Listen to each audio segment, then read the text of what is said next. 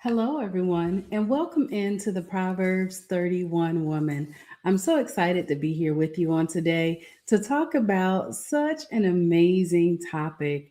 We're going to talk about the woman whose wisdom directed kings. Can I just share with you that leadership has the ability to impact the larger whole, right? You want to make sure that you're positioning yourself in your leadership to do the most. And what do I mean by that? I am saying that you want to make sure that your leadership, first of all, that it impacts everyone involved as well as it runs deep. So you want to look at those that you have the opportunity to connect with, but more importantly, who's connecting with you, right? This is just like a interlocking grid. You want to make sure that your impact is impacting them and you both have the ability to lock arms to do some great things. So today we're going to talk about Huldah. And Huldah is one that you don't hear a lot about in the Bible. However, she was able to make such an impact that she was sought out. And I can say basically the same thing about you is that because of your leadership style, because of your leadership ability, you have the opportunity as well to be sought out. And there is no better positioning for you to hold than being sought out because for many of people that I have the opportunity to come in contact with, they work diligently to position themselves to make an impact in the world. What about you? What are you doing? And what are you, more importantly, doing with your leadership ability? So, Second Kings chapter 22, verse 14 says, so Hilkiah the priest and Icam went into Huldah the prophetess, and they communed with her. Now, on this teaching today, we're going to talk about authority rooted in wisdom and spiritual alignment. Huldah lived during the reign of King Josiah, a period of spiritual decline in Israel. The book of the law had been rediscovered in the temple, and when its words were read, the king realized how far the nation had strayed away from the book of the law. Instead of consulting military leaders, political advisors, or prominent prophets, the king's delegation sought out Huldah. This moment is deeply significant. And I want us to take a moment to really think about what we are doing with our leadership positioning. We see here that the scripture reveals that spiritual authority is not based on gender, on positioning, or title, but on alignment with the book of the law, meaning the Bible, right, with God.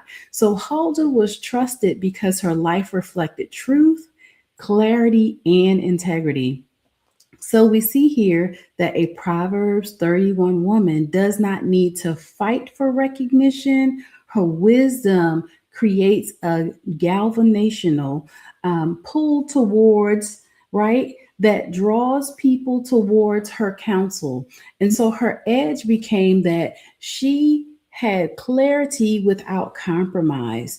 And you have to understand that your leadership ability um, has the opportunity to pull those into you, but also there should be some boundaries, right? There should be some non-negotiables in there that you don't compromise that wisdom. You don't compromise with the enemy that allows you to lower the bar, right? If anything, you should be driving people to raise their bar and to connect with you. So when the delegation came to Huldah, she did not soften the message, right? She delivered the word with precision, right? Both warning and hope. So she gave them both sides of it. If you do this, you're going to be okay. If you do that, there's going to be some danger, right? And for many of us, we need to understand what those parameters are and set the bar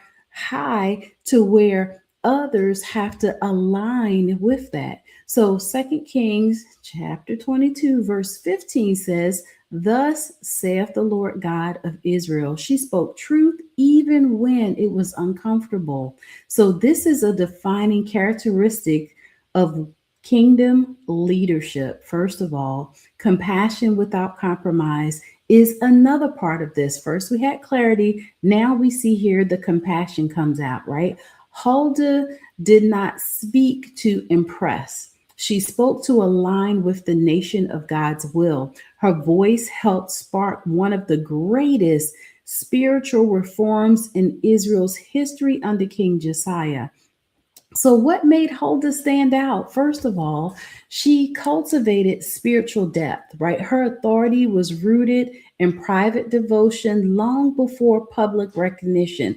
That means that you cannot afford to, um, treat your leadership ability any kind of way.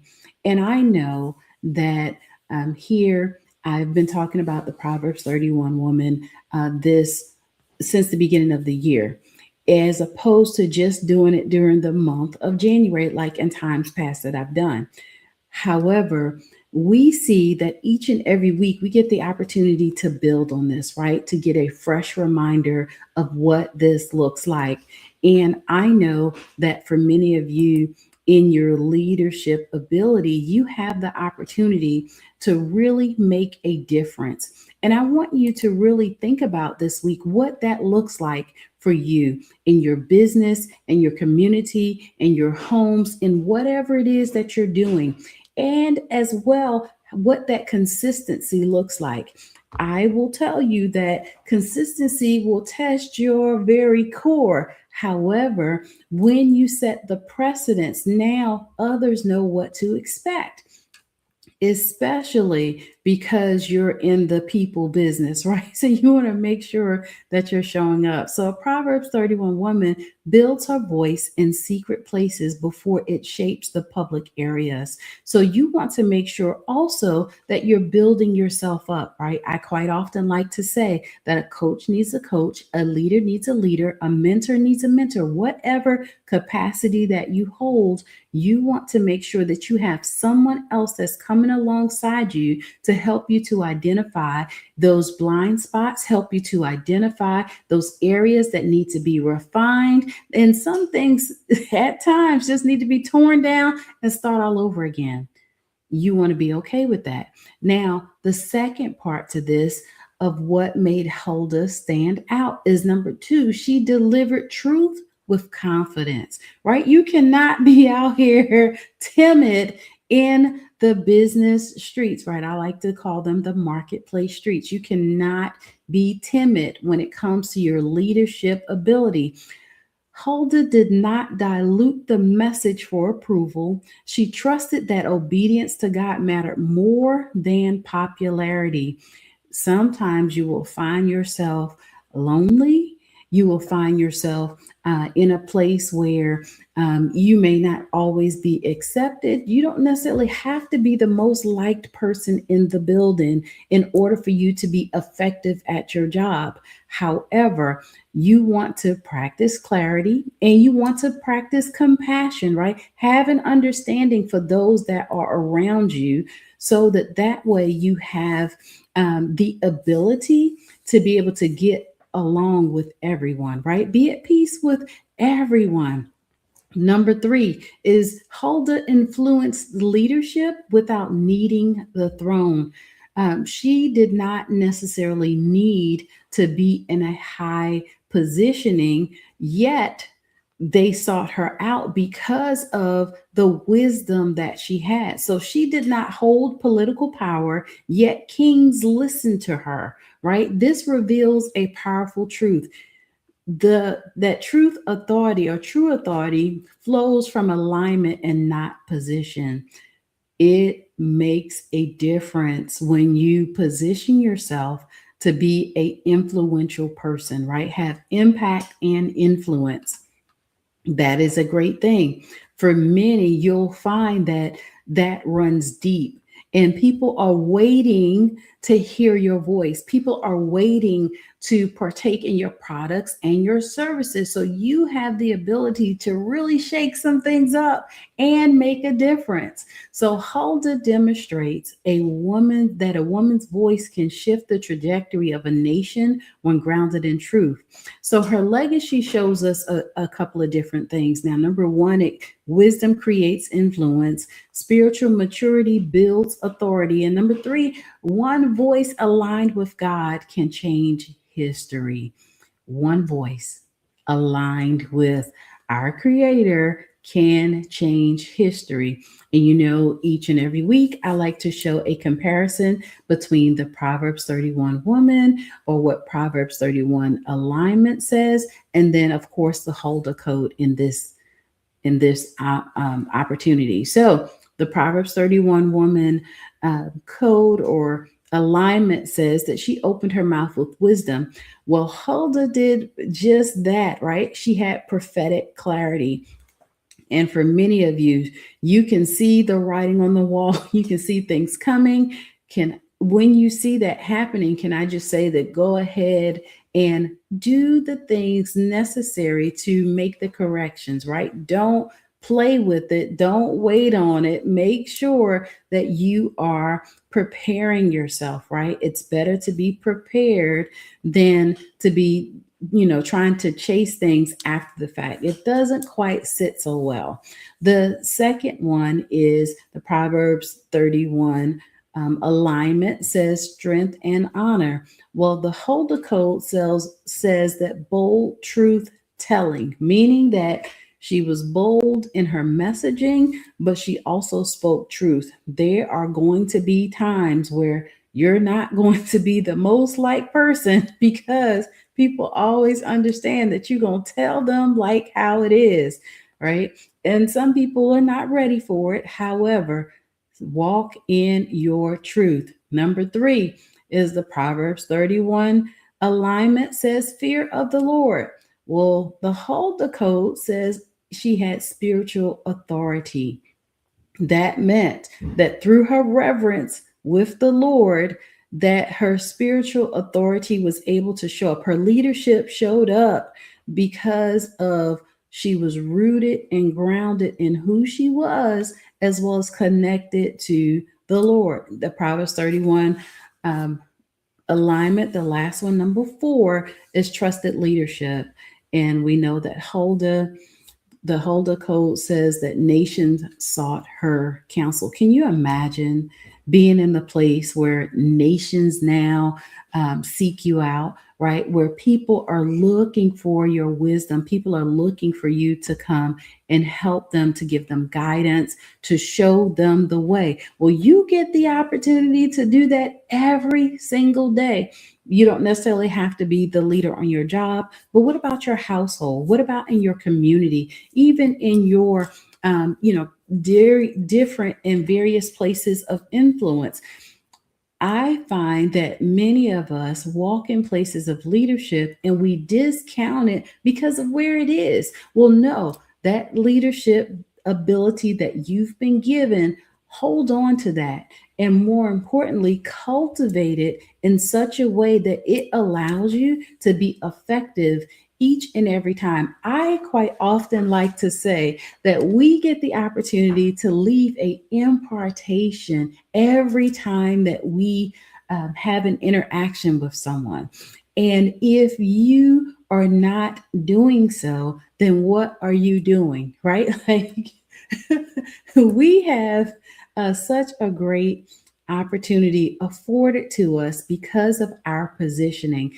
Let us not squander that, right? Like, let us not lay that to the wayside. Now, I'm not saying that you're going to always get it right.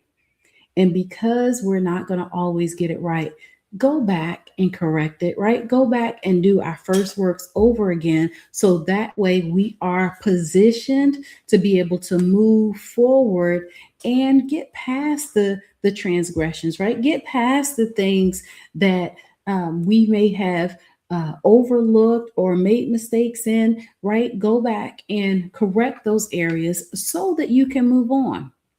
So here are three actions where you can apply the Huldah Code starting today. If you have not been doing it, you can implement these things. More importantly, I will say that look at these and how you're already doing them, if you're already applying them, and let's continue to go now. Let's go deeper, right? Let's do the most. So number one is deepen your private spiritual life.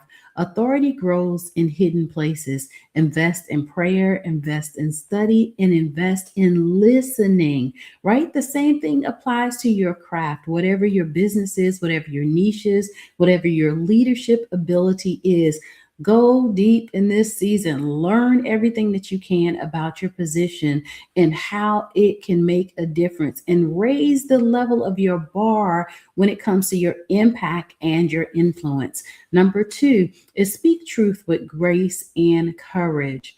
And I know if you're not used to doing that, this is a good time to put it into practice, right? Avoid shrinking your voice to maintain comfort, and deliver wisdom with love and with clarity. Number three is recognize your sphere of influence.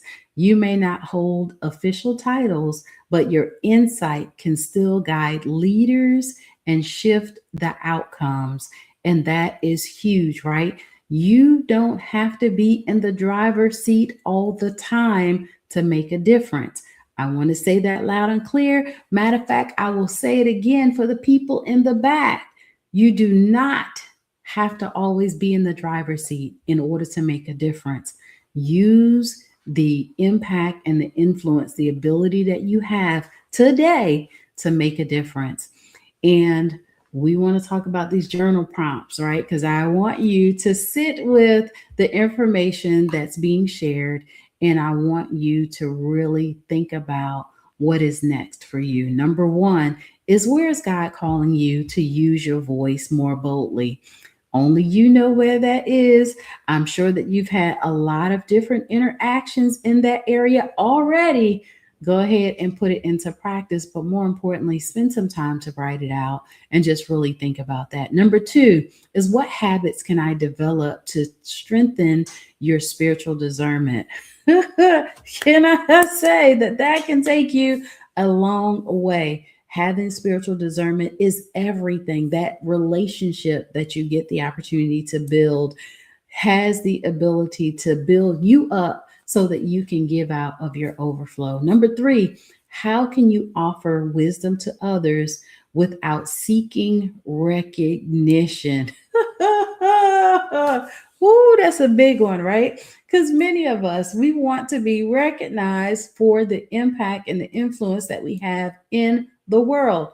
That's not always going to be the case. That's why you need to make sure that when you are out in your communities, when you are in your business, even in your home, you want to make sure that you are constantly giving out, right? You're constantly imparting wisdom, knowledge, clarity, love, right? I heard a wonderful message where the number one thing that we should be practicing is love, right? Love has the ability to make a massive impact. So we want to make sure that whatever it is that we are doing, the love that we have, it shows up, right? More importantly, it shows out, right? Everybody will be known for something. What will you be known for? Are others seeking you out? If so, what are they seeking you out for? And how you can be even more effective in those areas, right? We always want to get in a place where we are constantly sharpening our tools, and the only way that you can sometimes sharpen your tools is to do it, right? I've learned that for some metals, you have to sharpen it against a very hard surface. That means that your sharp tool is going to hit some places that's going to make your gifts, your talents, your abilities, that wisdom even sharper, even if it hits a brick wall, right? There's going to be some days that it's going to challenge you. There's not going to be a bed of roses every day. And with that, you have the opportunity, the ability to now sharpen your tools against those hard surfaces and come out still shining bright, right? Still being amazing and still helping others. We want to make sure, though, that we first position ourselves. So, our daily affirmation is this: I am a woman of wisdom and spiritual authority. Like Huldah, my voice carries clarity, my insight guides others, and my obedience aligns me with God's purpose. I hope that the message on today allows you to be able to really um, reflect on your impact and your influence.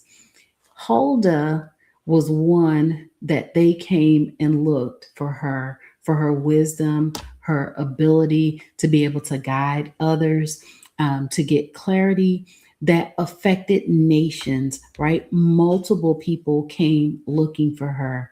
So, our word of the week is authority. True authority flows from alignment, and you want to make sure that you are properly aligned with the things that you have the ability to impact.